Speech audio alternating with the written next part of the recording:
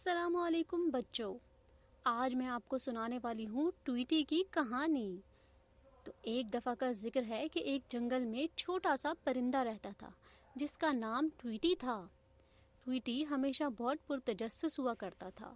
اسے اپنے ارد گرد کی دنیا کو تلاش کرنا اچھا لگتا تھا اور وہ نئی نئی چیزیں ڈھونڈنا پسند کرتا تھا۔ ایک دن اسے زمین پر ایک خوبصورت چمکدار چیز نظر آئی جسے دیکھ کر اسے تجسس ہوا کہ یہ کیا ہے۔ جب وہ اس کے قریب آیا تو اسے پتا چلا کہ یہ شیشے کا ایک ٹکڑا ہے۔ ٹویٹی نے اسے اٹھایا اور اپنے گھونسلے میں لے گیا اور یہ سوچا کہ یہ سجاوٹ کے لیے اچھا لگے گا۔ لیکن جیسے جیسے دن گزرتے گئے ٹویٹی کا گھونسلہ زیادہ سے زیادہ تنگ ہوتا گیا۔